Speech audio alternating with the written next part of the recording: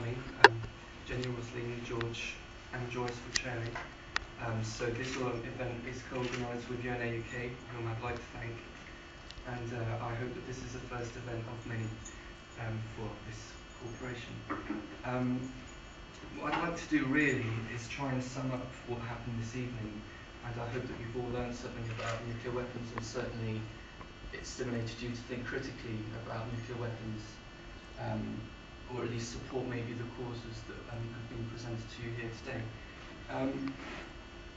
Really, what we've spoken about today is really two big arguments really, is whether to support global zero, so to go towards eliminating all nuclear weapons and globally, which is the global zero argument.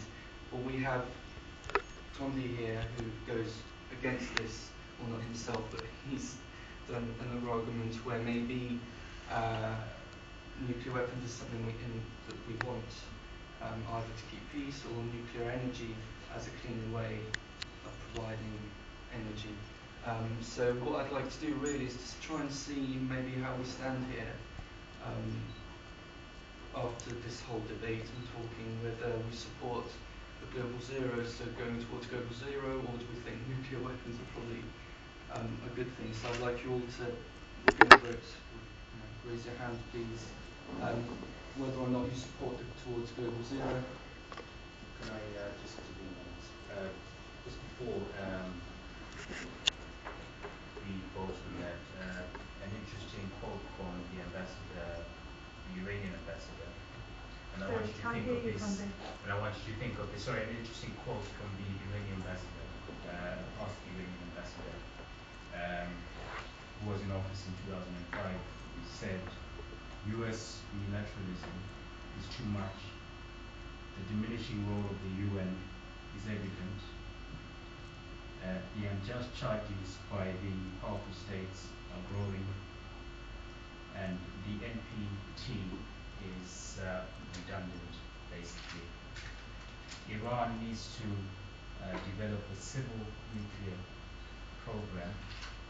If it doesn't do so within the next 8 years, our development will be stunted."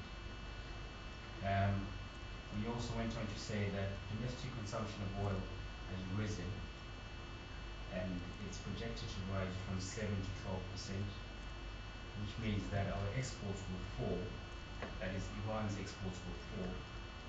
And as we know, Iran's major export is oil, and that's what drives its economy. So if we take away the flavor of Iran and maybe put a different country. I was born in Zimbabwe, so you could put Zimbabwe in there, and imagine it was Zimbabwe, or imagine it was a country that we don't even know, somewhere out on the planet. The second argument is arguing for that. So just to sort of tilt the balance without compromising all the lovely presentations that have been given today, and all the lovely causes behind those presentations, there is another argument, and that argument is based on development, on growth, on sovereignty, and on independence on a political level. I'm not saying that I support that argument, but that's the argument out there. So it's worth thinking of that as well. Absolutely. Great, that's really helpful. Well, I can open up the debate if you want. Alex has asked us to vote on these.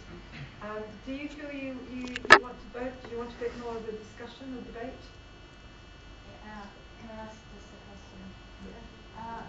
I'm just well, according to what he said, I'm just wondering what are the consequences of Iran quitting the NPT? I mean, well, because Iran is already facing a lot of sanctions that maybe if not having signed the NPT wouldn't have